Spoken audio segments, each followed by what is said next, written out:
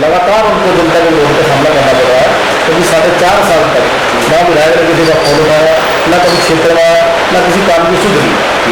दूषित पानी, सीवर उफान पर है, रोड टूटे पड़े हैं, कोई डेवलपमेंट का काम क्षेत्र में नहीं हुआ। इसलिए विधायक को लोगों के विरोध का सामना करना पड़ रहा है और चुनाव सिर पे आने वाले हैं। विधायक को पता लग जाएगा उसने क्या काम किया। वहाँ पर कांग्रेस छोटी पड़ गई और हुड्डा साहब को बड़ा कर दिया। तो वो जो बाकी जातियाँ थी वो तो उन्होंने कहा हमारा हुड्डा जाति विशेष का प्रभाव दिखाने की बात कोशिश की गई, क्योंकि वहाँ की जनता ने उसको नकार दिया और तीसरी बार भारतीय जनता पार्टी का प्रवेश किया। दिल्ली की जो परिस्थितियाँ, यहाँ के लोग बहुत ज़्यादा त्रस्त हैं और यहाँ इंतजार कर रहे हैं जिस प्रकार केजरीवाल जी का सूचना साफ हरियाणा में किया है।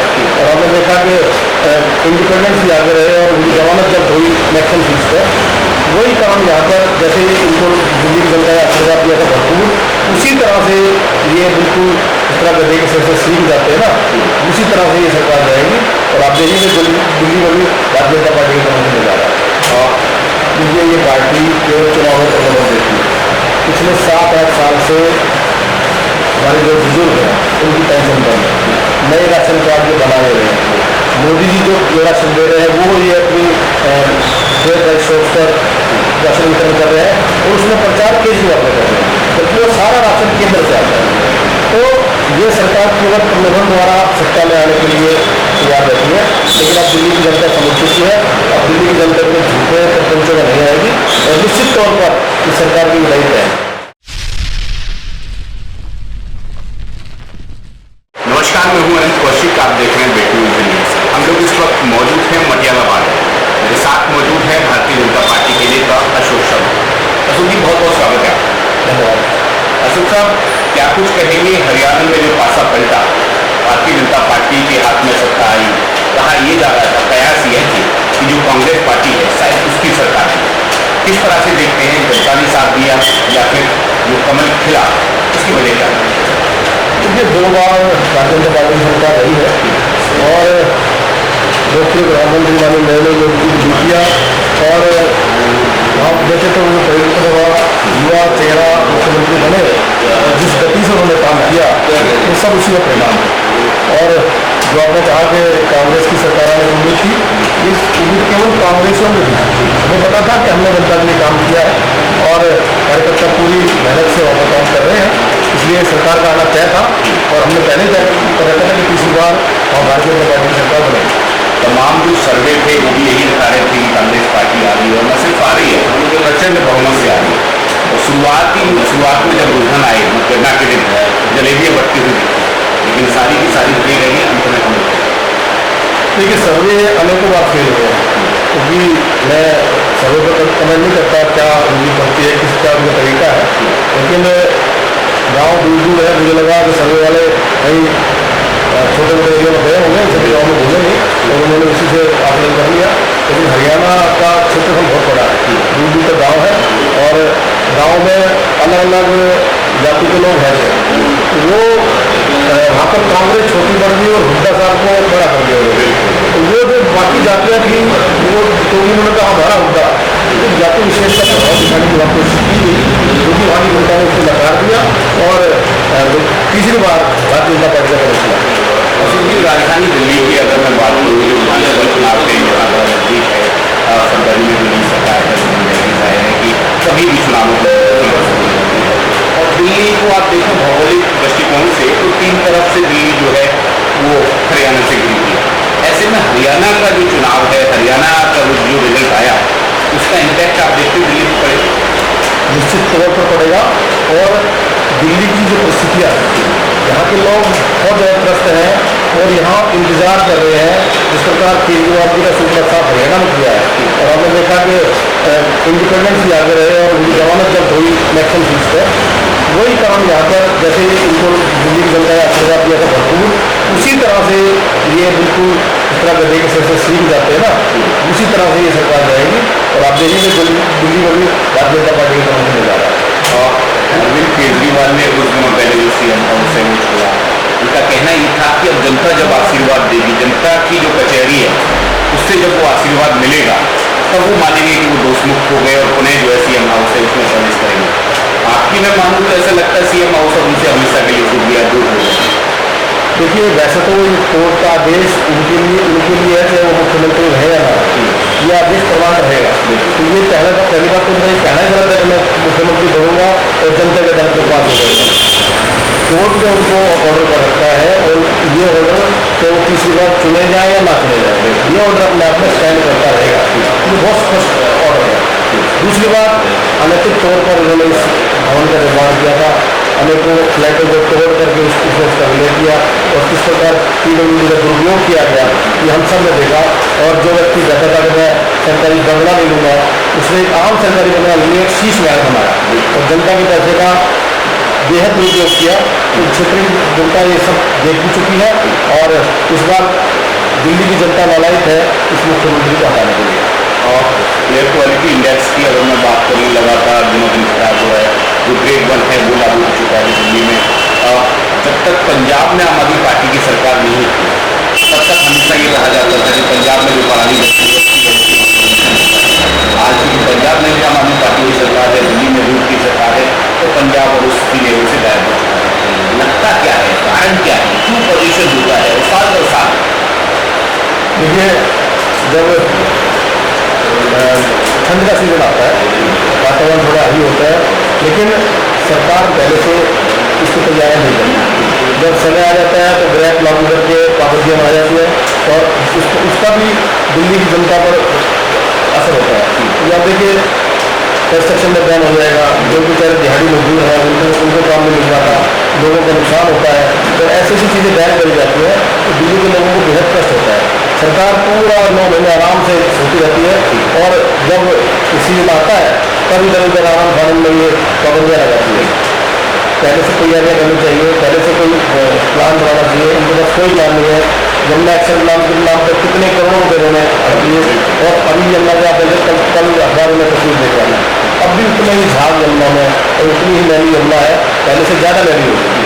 तो सरकार की कोई तैयारी नहीं है, तो सिर्फ पैसा गबन करने का खेल है और कुछ नहीं है।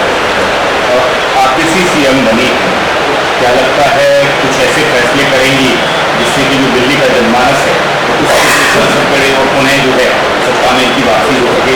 क्योंकि एक बड़ा एक विषय लगातार निकल के आता है कि जो 1000 रुपया महीना महिलाओं को देने की बात है, शायद वो जो बिल है विधानसभा से पारित उसके बाद पार्टी देखिए ये पार्टी केवल चुनावों पर नजर देती है। पिछले 7-8 साल से हमारे जो बुजुर्ग हैं उनकी पेंशन बंद है, नए राशन कार्ड जो बना रहे हैं, मोदी जी जो राशन दे रहे हैं वो ये अपनी शॉप पर राशन वितरण कर रहे हैं और उसमें प्रचार केजरीवाल कर रहे हैं, जबकि वो सारा राशन केंद्र से आता है। तो ये सरकार केवल प्रलोभन द्वारा सत्ता में आने के लिए तैयार रहती है, लेकिन अब दिल्ली की जनता समझ चुकी है। अब दिल्ली की जनता को झूठे प्रपंचों में नहीं आएगी और निश्चित तौर पर इस सरकार की विदाई तय है। और विधायक आपके द्वारा एक कार्यक्रम शुरू हुआ है, जो तमाम विधायक हैं वो अपनी कॉन्स्टिट्यूंसी में जाएँ, अपने लोगों से मिलें, जनता पर जो करवा है उसको ऊपर प्रभावित करा सकते। ऐसे में क्या आपकी जो विधायक थी आम आदमी पार्टी के, उसको देखा अपने यहाँ बार में आए थे लोगों से मिले? अभी उन्होंने कार्यक्रम शुरू किया है, लेकिन कई जगह मुझे पता लगा कि अभी नंबर 12 कॉलोनी थी, वहाँ पर बहुत सारे महिलाएं इकट्ठा हुई थी क्योंकि इस कॉलोनी का बहुत बुरा हाल है। वहाँ सीवर सड़कों पर आ रखा है, सड़कों की हालत खराब है, तो वहाँ से वो छोड़कर भाग गए थे और लगातार उनको जनता के लोगों का सामना करना पड़ रहा है क्योंकि 4.5 साल तक ना विधायक ने किसी का फोन उठाया, ना कभी क्षेत्र में आया, ना किसी काम की सुधरी। दूषित पानी, सीवर उफान पर है, रोड टूटे पड़े हैं, कोई डेवलपमेंट का काम क्षेत्र में नहीं हुआ। इसलिए विधायक को लोगों के विरोध का सामना करना पड़ रहा है और चुनाव सिर पे आने वाले हैं, विधायक को पता नहीं जाएगा उसने क्या काम किया। और एक और चीज़ देखने में आती है कि भारतीय जनता पार्टी के जितने नेता हैं, चाहे वो आपकी विधानसभा के हों या फिर अन्य विधानसभा के, तो वो तरीके से जो विषय हैं, जो समस्याएं हैं, उनको नहीं उठा पा रहे। उसका जो लाभ है कहीं ना कहीं आम आदमी पार्टी के जो विधायक हैं उनको मिलता है, जनता में जो नाराजगी होनी चाहिए कुछ नहीं देखेंगे। ऐसा नहीं है, भारतीय जनता पार्टी का संगठन लगातार क्षेत्र की जनता को अवगत कराता रहता है, लगातार विरोध प्रदर्शनों के माध्यम से भी और दोस्तों देने के माध्यम से हम क्षेत्र की जनता को लगातार उनकी असफलताओं के बारे में बताते रहते हैं। और इस विधानसभा में आपने देखा हमने 6 में से 5 पार्षद चुन करके आए थे, तो वो पहले से ही उनका रिपोर्ट कार्ड यहाँ पर बहुत खराब है। तो ये तो अभी इसमें आपने देखा होगा इस चुनाव में भी जो केंद्र का चुनाव था, लोकसभा का चुनाव था, इसमें भी रिकॉर्ड मार्जिन से यहाँ पर कांग्रेस शहराबादी जीत कर गई। तो इस विधानसभा में तो दिल्ली में रिकॉर्ड बनने जा रहा है कि विधानसभा में सबसे ज़्यादा मार्जिन से मटियाला की अगर मैं बात करूँ, दावेदारी किसकी, ये वहाँ में राजेश गहलोत जाहिर है स्वागत करते बड़ा नाम है, दावेदार दिखती है। अशोक शर्मा की भी दावेदारी चर्चा में है कि कहीं ना कहीं अशोक शर्मा का भी जो वक्ती है वो खुल सकती है। निश्चित तौर पर पार्टी का हर एक नेता चुनाव लड़ने के लिए तैयार है। जो नाम कोई भी हो, हम सब मिलकर चुनाव लड़ेंगे। राजेश गहलोत जी दावा देता है इस क्षेत्र में और बहुत लोकप्रिय भी है, और मैं भी लगातार उनके साथ जुड़ा रहा हूँ। तो हम दो नाम जरूर हैं, लेकिन हम सारे मिलकर भारतीय जनता पार्टी मुझे भी देता है, और भी नाम है, कोई भी जिसको भी पार्टी का आशीर्वाद मिलेगा वो हम सब मिल करके चुनाव लड़ेंगे और निश्चित तौर पर मटियाला विधानसभा विचार माध्यम से जीतकर नजर आएंगे। तमाम जो टैग है वो लगा दिए जाते हैं विधानसभाओं के ऊपर कि जाट विधानसभा है, जाट लोगों की संख्या ज़्यादा है, ये फला विधानसभा है, इसमें फला लोगों की संख्या ज़्यादा है। मटियाला को किस स्तर से आप देखते हैं? मटियाला में जो बड़ा वर्ग है, जो वोटर है, पैसा अधिक है, और उससे जो लाभ है वो किस कैंडिडेट को मिल सकता है अगर भारतीय जनता पार्टी में है? देखिए, दिल्ली ऐसा प्रदेश है जहाँ जाति का आधार पर चुनाव हुए, क्योंकि यहाँ देश के प्रत्येक कोने से लोग आकर बसे हुए हैं और अलग अलग जाति, अलग अलग धर्म संप्रदाय के लोग यहाँ पर रहते हैं। और मटियाला सीट ऐसी है, इसमें ग्रामीण क्षेत्र भी है, इसमें अनफैज के लोगों की भरमार है, इसमें बीजे में बहुत बड़ा 80% लगभग द्वारका क्षेत्र यहाँ पर किसी जाति का प्रभाव हो ऐसा बिल्कुल नहीं है। और जाति के आधार पर यहाँ चुनाव लड़े नहीं जाते, यहाँ पर हर जाति का, हर वर्ग का प्रतिनिधित्व है, और ऐसा कुछ भी नहीं है कि किसी जाति का विशेष प्रभाव है। सभी लोग मिलजुल कर रहते हैं और किसी जाति का कोई प्रभाव नहीं है। मटियाला विधानसभा की अगर बात करें, 3 मुद्दे आपको लगता हो कि जो विधायक को काम करवानी चाहिए और जो नहीं होता, ऐसी 3 प्रमुख बातें होती हैं मटियाला विधानसभा में। और भारतीय जनता पार्टी की अगर सरकार स्वयं आप, राजेश जी, अन्य कोई जो कार्यकर्ता है वो अगर विधायक बन जाए, तो ऐसे कौन से 3 प्रमुख जो आप करना चाहिए? क्योंकि मटियाला क्षेत्र का दुर्भाग्य रहा है कि उसे एक ऐसा विधायक मिला जो मैं कहूँ कि वो कभी क्षेत्र में आया ही नहीं। काम की तो बात छोड़ दीजिए, यहाँ पर मटियाला गाँव में भी एक बहुत पुराना सीनियर सेकेंडरी स्कूल है, अगर आपने उसको विजिट किया हो, वो बिल्कुल खंडर में तब्दील हो चुका है और वो स्कूल के ज़्यादातर बच्चे फैकल्टी में शिफ्ट नहीं करती है। वो इमारत दिल्ली सरकार के द्वारा भी खतरनाक घोषित हो चुकी थी, लेकिन आज तक शिक्षा नीति में जो क्रांतिकारी परिवर्तन की बात केजरीवाल की जाती है, आज तक एक भी स्कूल में नहीं लगाई गई। सीवरों का यहाँ पर बुरा हाल है, जगह जगह सीवर बाहर निकले पड़े हैं, रोड का बुरा हाल है। आप देखेंगे, जिस रोड से आप लोग आए हैं, रोडों में इतने खड्डे हैं। अब ये नौकरी कर रहे हैं कि हम सारे मंत्री विधायक सड़कों पर निकलेंगे और गड्ढे ढूंढेंगे। गड्ढे ढूंढने की आवश्यकता ही नहीं है, यहाँ सारी सड़कें गड्ढों में हो चुकी हैं। तो ये मुख्य चीज़ें हैं, सड़क, पानी और सीवर, जो बेसिक एमिनिटीज यहाँ पर लोगों को मिलनी चाहिए थी, वही नहीं मिली है।